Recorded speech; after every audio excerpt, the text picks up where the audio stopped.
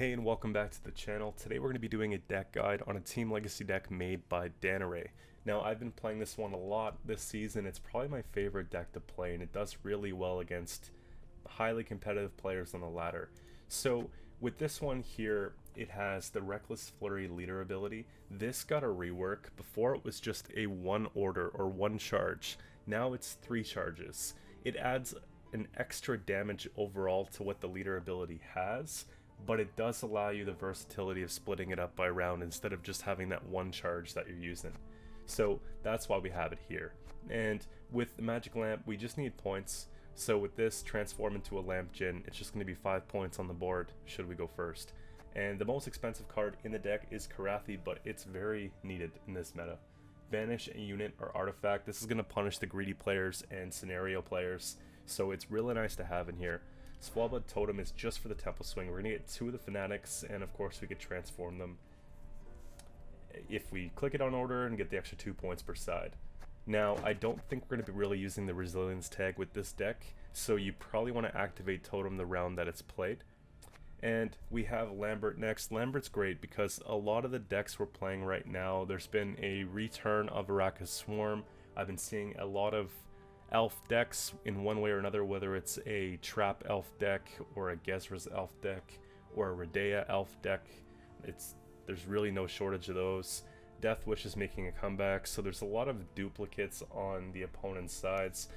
Pirate's Cove is another good example. They have a couple Sea Jackals. If we miss our tall ban, at least we have Wide Punish. There's so many different things you could use Lambert for, and at worst case scenario, I'm finding that it's getting 10 for 10. But the ceiling is very high, so it's worth having in here. It's a Witcher tag, so you could pull it with Quen, and we'll get to that in a bit. Now, moving on to Geralt Axii. This is a card that hasn't really seen a lot of play up until most recently. I think Tailbot was the one who popularized it. With it being said, on deploy, Purify unit, reset its power. So this could act as a tall punish with a body as well, which is great. It can get around a defender in case we miss one of our Purify bombs. If one of our tall units gets poisoned in a desperate attempt to keep it alive, we can purify our own unit and reset it. If one of our taller units gets damaged down to 1 or 2 and we want to reset that, like for example if Gerd gets damaged or we have one of the Bear Witchers that gets damaged, we can reset that to kind of use it as a defensive strategy. So there's a lot of different options. If we're playing in a mirror match, again, we can purify, rupture, stuff like that. So it's good to have, and it often gets really good use in this deck. Moving on to Turvey. This card's great because it has veterans, so it's going to gain a base power every round that we progress. It's not bad to use in round 1, but ideally you want to save it for round 3. Now, give Rupture to an enemy unit. Rupture means it's going to be damaged by its base power at the end of their turn, so it forces them to play their Purify, and if they don't have that answer, well, their unit's probably going to die unless they boost it, right? And even if they do boost it, it'll be weak and we can easily remove it if it's important with something else in our deck. Hjalmar is really good in this deck. So Hjalmar on crate, on deploy, it's going to banish a unit in your graveyard and damage an enemy by its power. So we'd be looking for probably the tallest unit as possible. Now, we do have a pretty good ceiling of removal here because we have 2 Bear Witchers and we have a 3rd Bear Witcher played off of the Kadoosh, if we choose to do that. We do have the Gerd as well for 8, and then of course we have no shortage of 4s, and we got a couple 6s in there. So you can pick what's necessary, and you can ban that just to kind of finish a kill on an enemy unit. And this is really good if they have something that's going to easily get out of control. It does really well in the Pirate's Cove or the Line Pockets matchup if they're running Sol, for example, or if they're running Gezra's in a movement deck. It's really easy just to remove that out of sight, out of mind. And Berna, oh, we're skipping cards. Let's go to Madoc. So Madoc's been something I've been playing a lot lately. Whenever you play a bomb card, summon this card from your deck or graveyard to a random allied row. Spawn Cataclysm for 1 turn in the opposite row and destroy self. Cataclysm does 3 damage at the start of their turn. So Madoc is in here as like a consistency card. When we play this and get it out in round 1, it's actually thinning the deck out quite a bit. And then it just kind of works with the whole theme we have here with control and destroying units. So that's why Madoc's so good in this deck, and I wouldn't substitute it really if you're trying to play this style, because it just really helps so much. And with the lack of presence of Oneiromancy and other cards like that for consistency, it's nice to have something here. Now, Next would be Geralt Quen.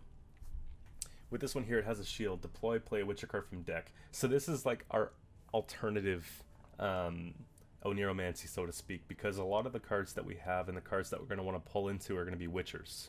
So this will help us pull whatever we need when the time's right. If you do pull a Bear Witcher, for example, it won't damage itself if it has Adrenaline on the Geralt Quen, because it does come with a shield. So desperate times, you know, you can actually pull out the Bear Witcher, get the 3 damage, it'll just break the shield, and then you have that solid 8 points on the board. More than often, you'll be looking for your Axii or your Lambert with Geralt Quen, and usually under no circumstance will you pull out Madoc, because that'll just come when you play a bomb, right? Okay, so that's that one. Moving on to Kadoosh. This is a artifact that has resilience. On deploy, spawn a Bear Witcher Adept, Bear Witcher Mentor, Bear Witcher Quartermaster.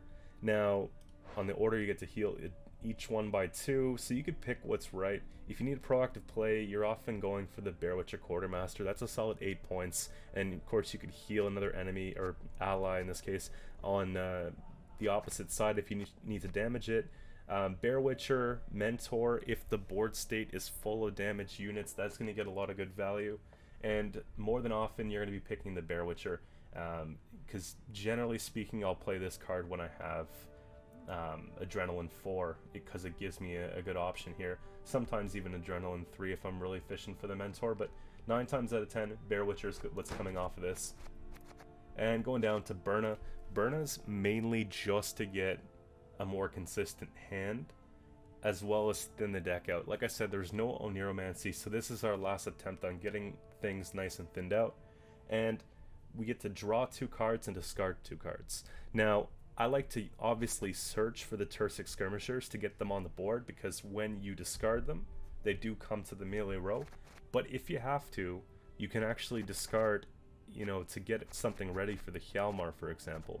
So you can discard the Bear Witcher if you have too many of them in hand and you know you're not going to be able to play them properly. There's so many different things.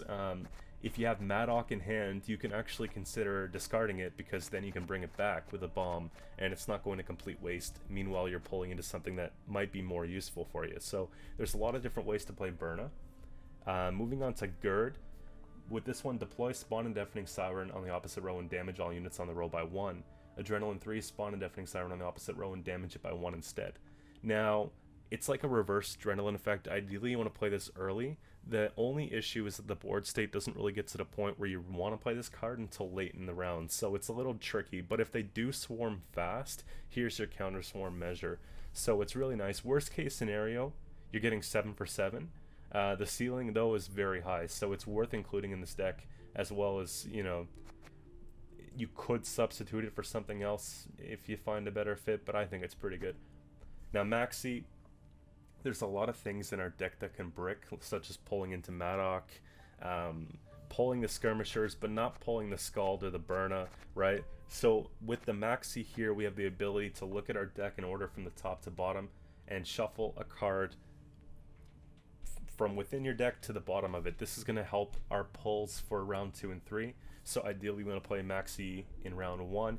If you are going first, if you're on blue coin, I wouldn't recommend playing Maxi. Maxi is really good if you're going second, just because that's all it does. It doesn't do anything. It's not an engine. It's not proactive, like beyond the turn that it's played, right? So it's not really gonna get you ahead if you're going first. Now, let's get to the bombs. We have Northern Wind.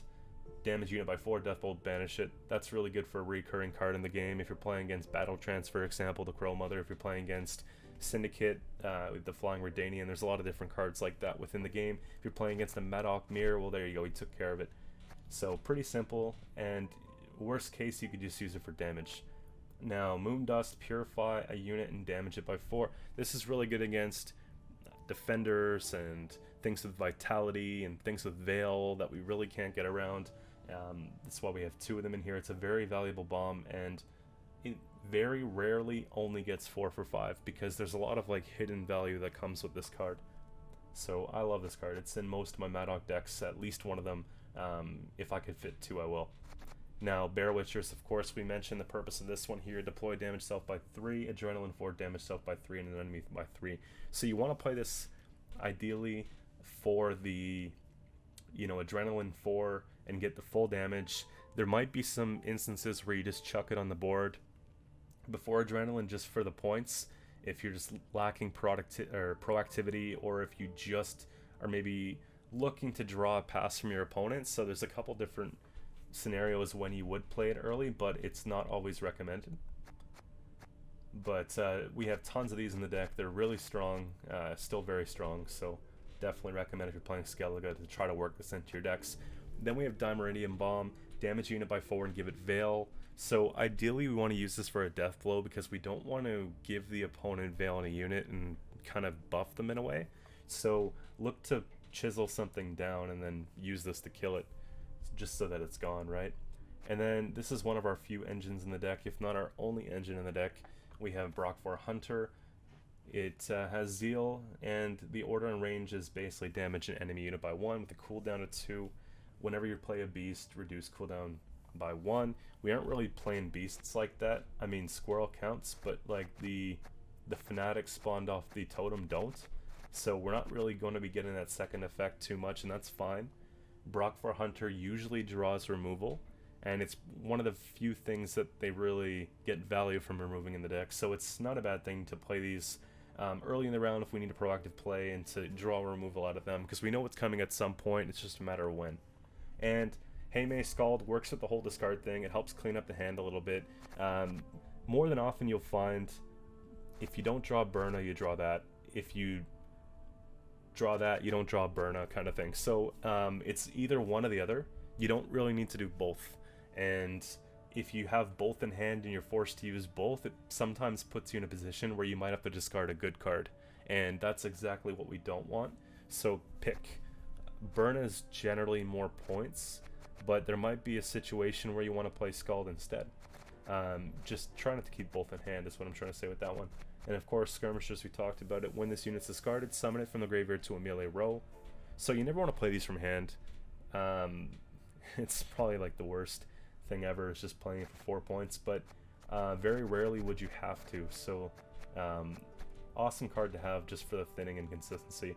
And of course, Squirrel, our whole deck concept is being annoying and destroying all their units. Why wouldn't we put something to banish the card from their graveyard?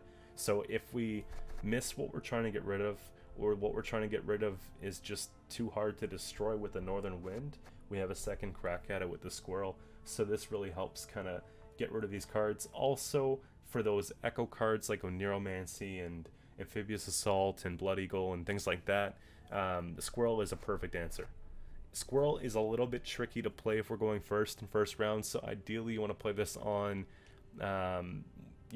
when we're going second and we have space within the round to do it before it's getting too close to the end of the round.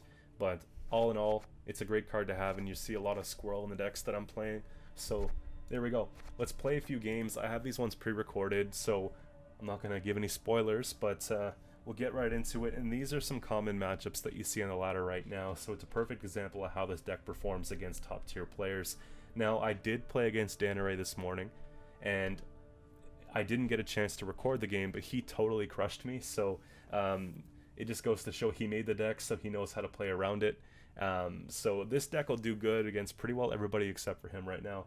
And let me know what you guys think in the comments of the deck, and give it a try if you like. I'll be posting a link to it on playgwent.com, so you guys have direct access. You can just import it right into your games and get started with it. Snitches get stitches.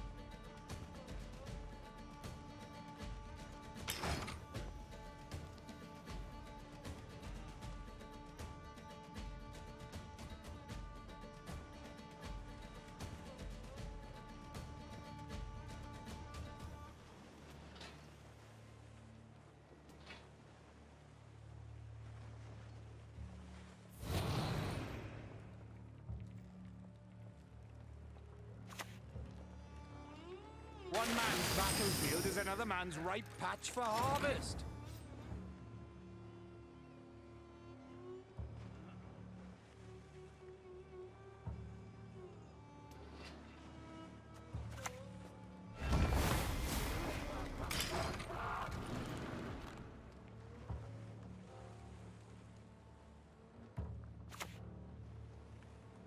%10 for peace of mind?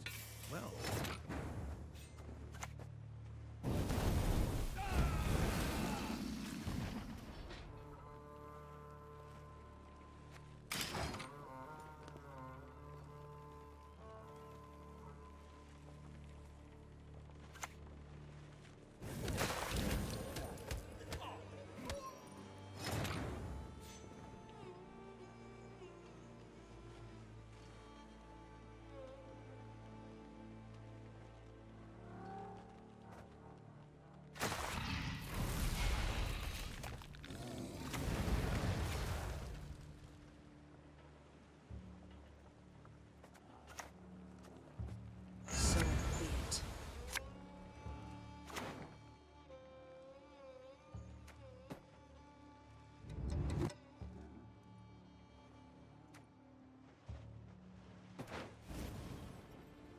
Nothing like some overseas plundering in springtime.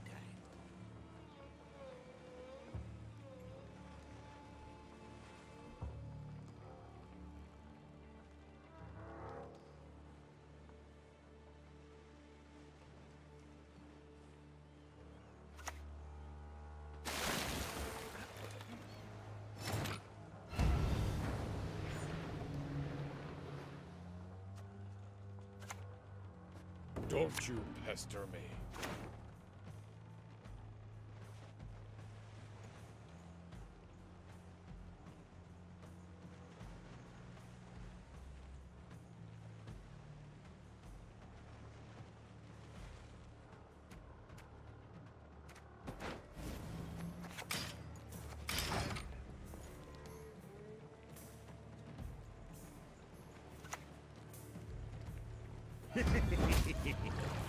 Flurry Jeff.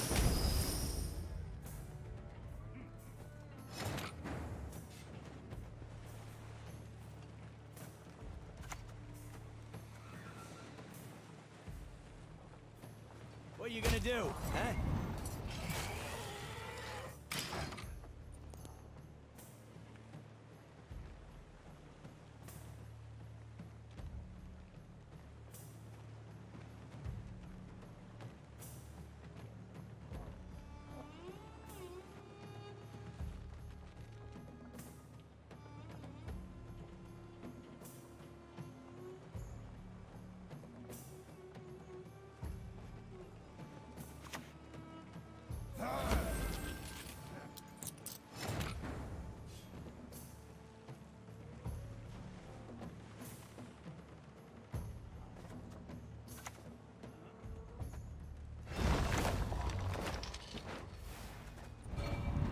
All that dancing around.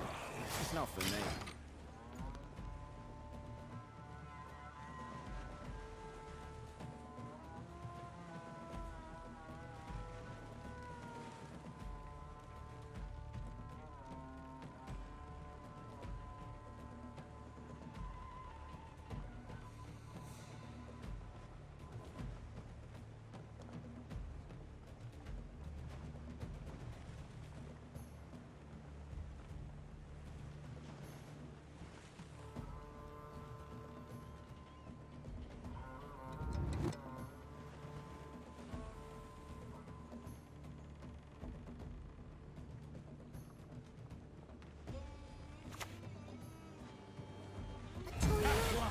He venerates not the fire!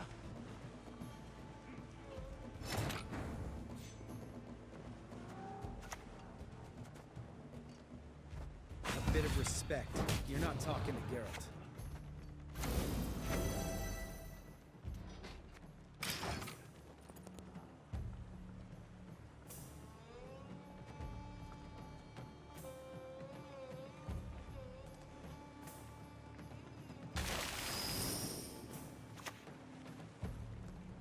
Snitches get dentist. Get your foul-faced baby.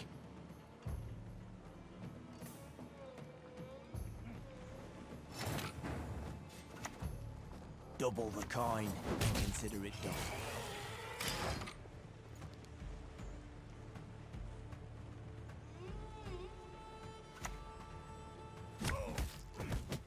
And stairs.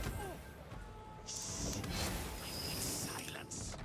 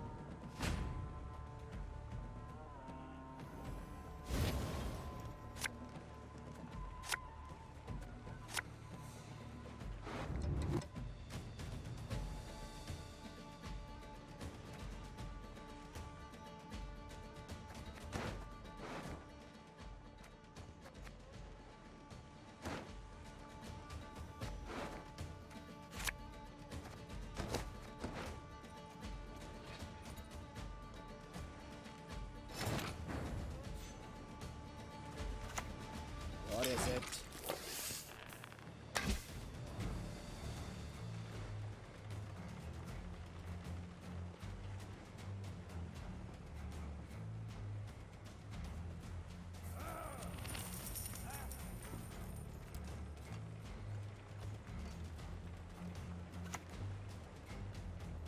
You'll suffer the consequences of your foolishness.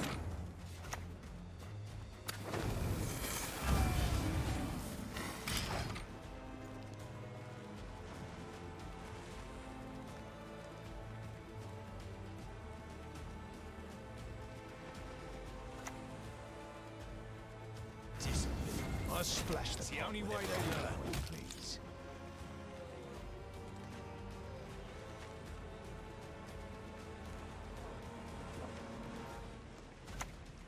A raid's a raid.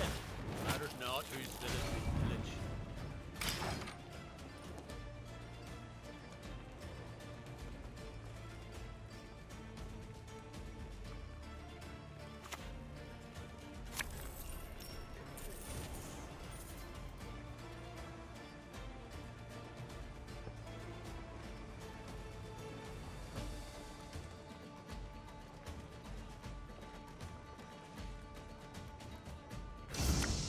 Call this one the Technica.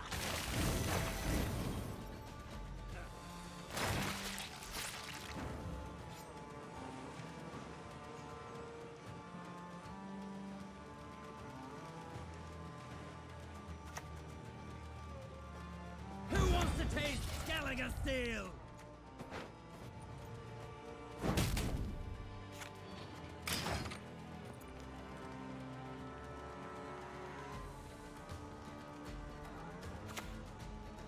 Better luck next time, pal.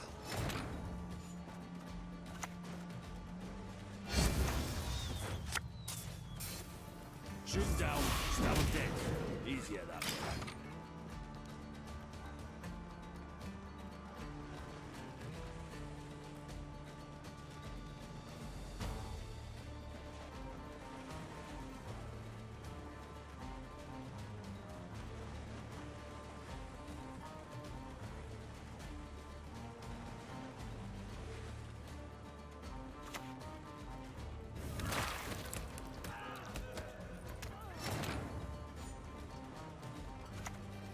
Not your lucky day.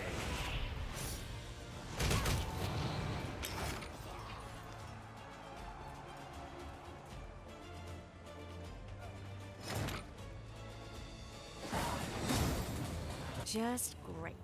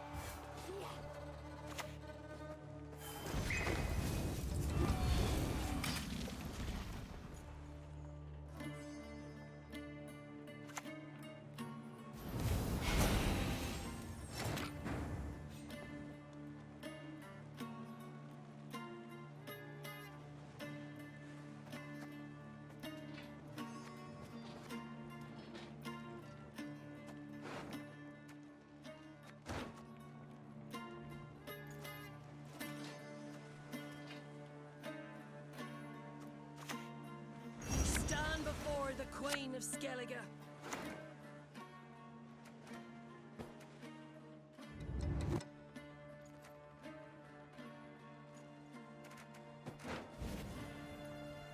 Nothing like some overseas plundering in springtime.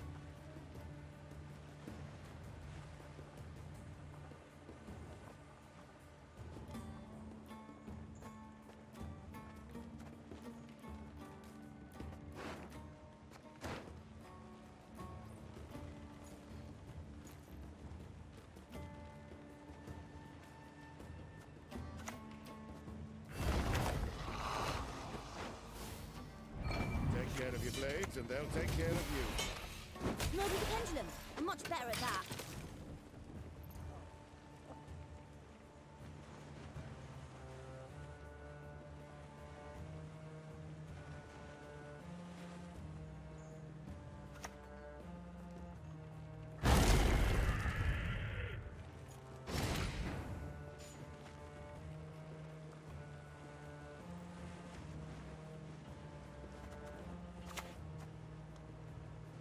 I'll cleave you in two.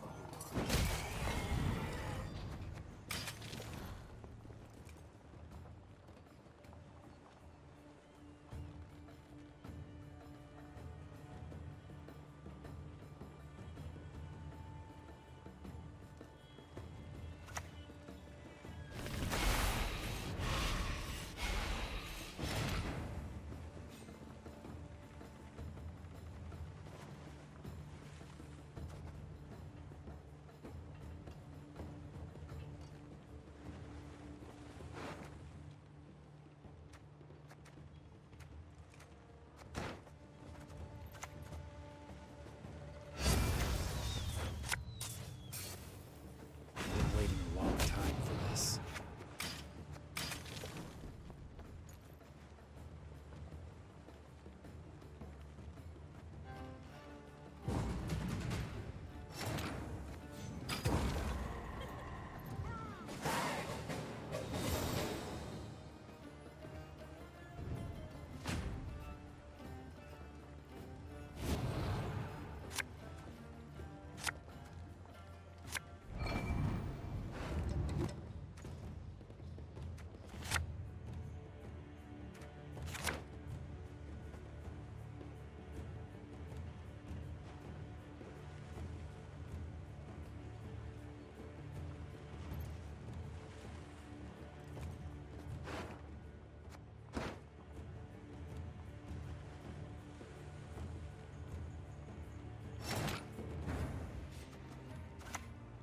Warhawk de Barrier!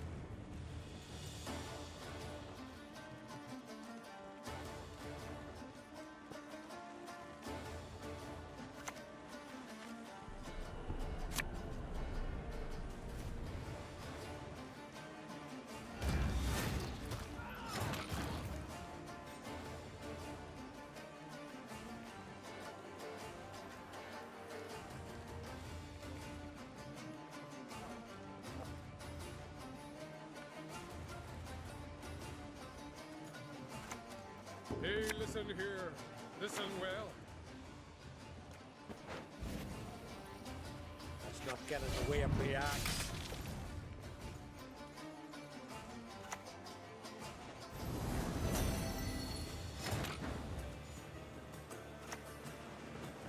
Any last words?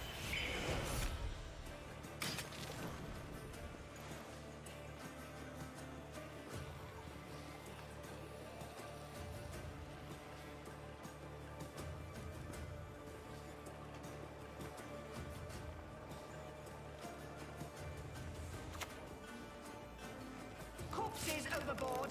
Live ones to the cage.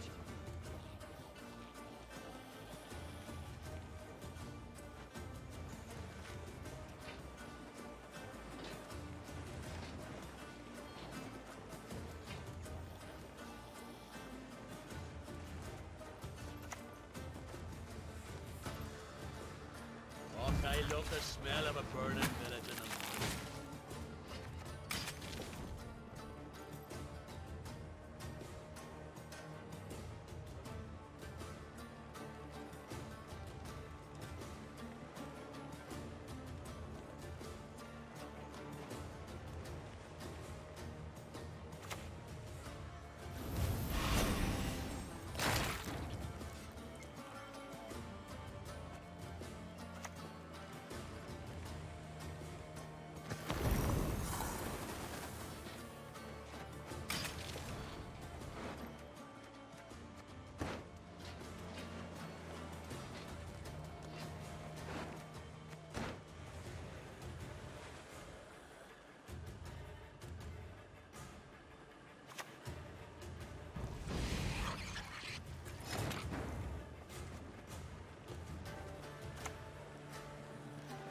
Shoot down, stab him dead. Easier that way.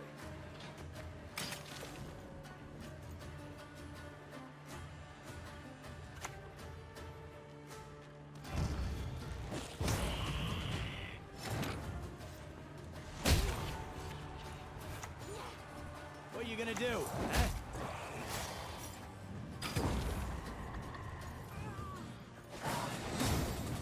There will be no negotiation.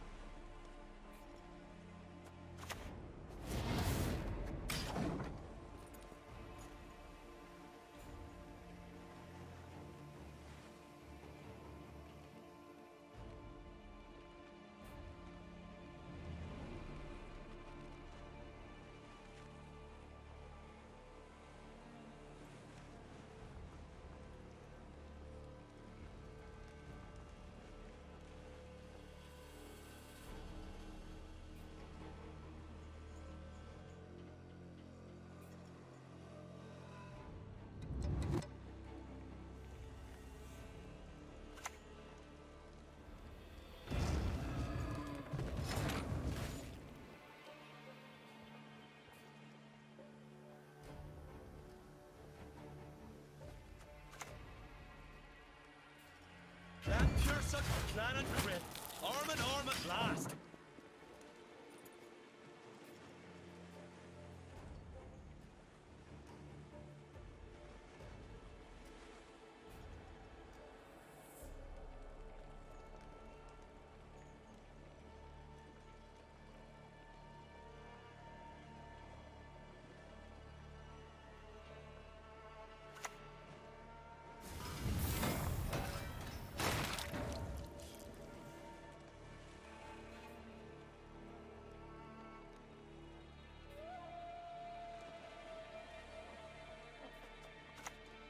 More hog devour ye!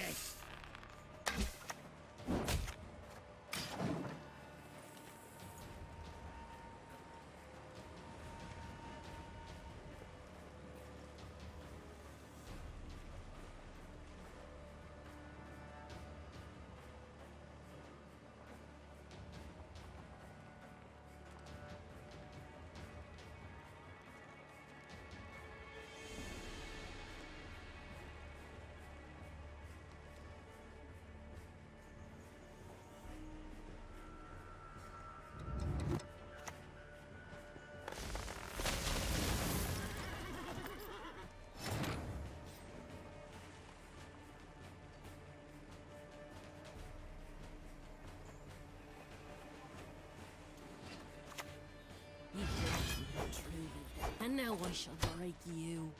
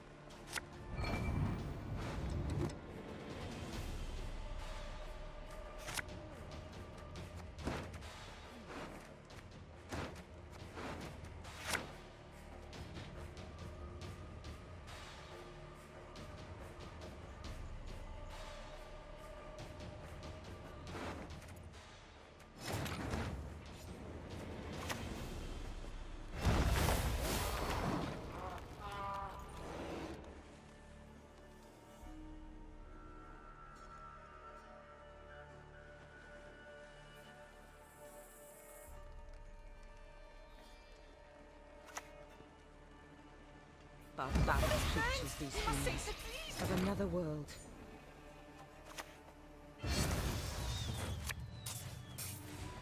So what's our plan?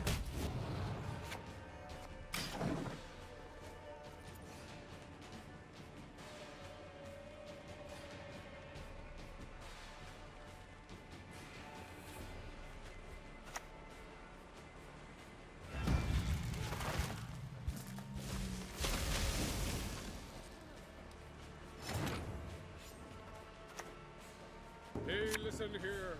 Listen well.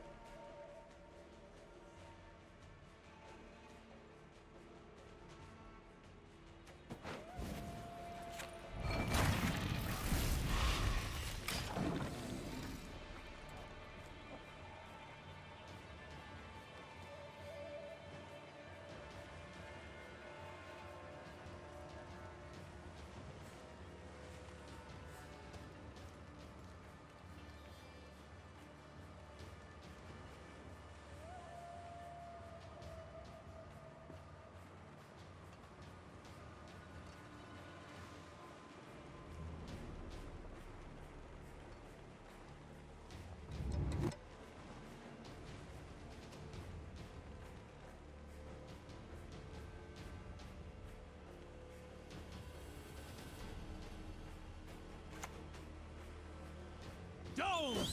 Blastana!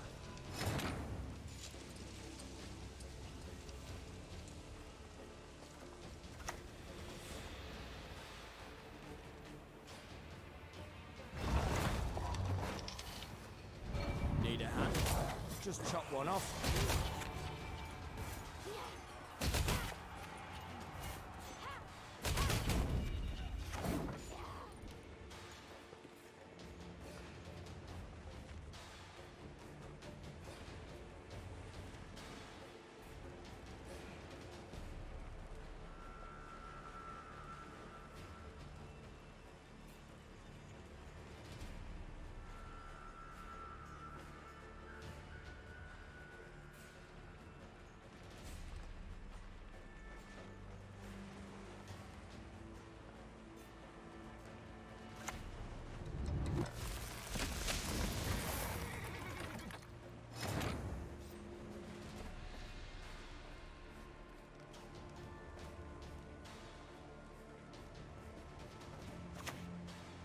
I'll cleave you in two.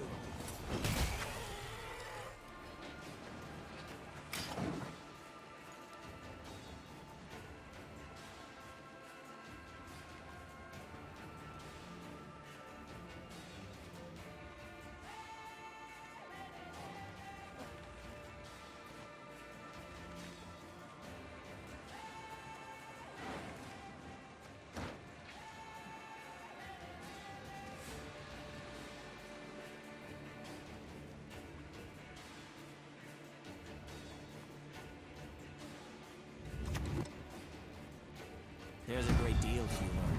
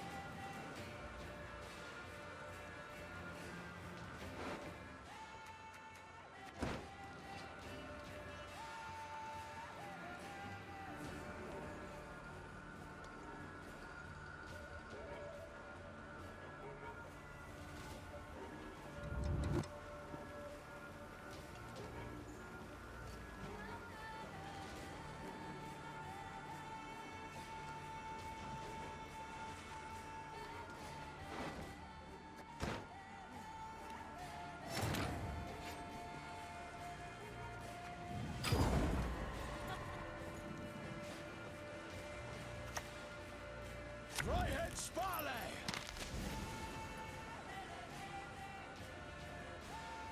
My destiny won't let us talk to strangers.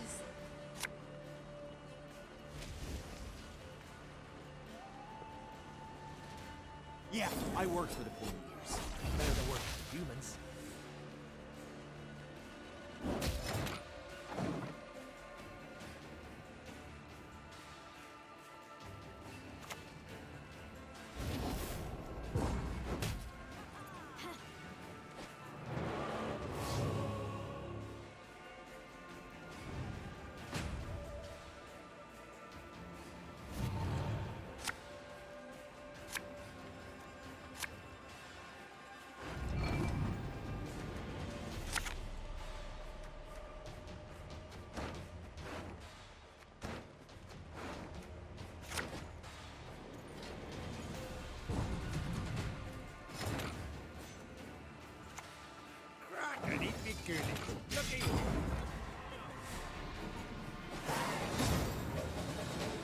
So there you have it, guys. We played a few games and had great success with it.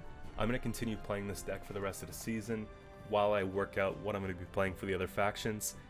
If you guys liked the video, let me know, and subscribe to the channel if you haven't already. Definitely goes a long way in supporting me with this here. If you have any ideas for what you'd like to see in the videos to come, let me know in the comments as well.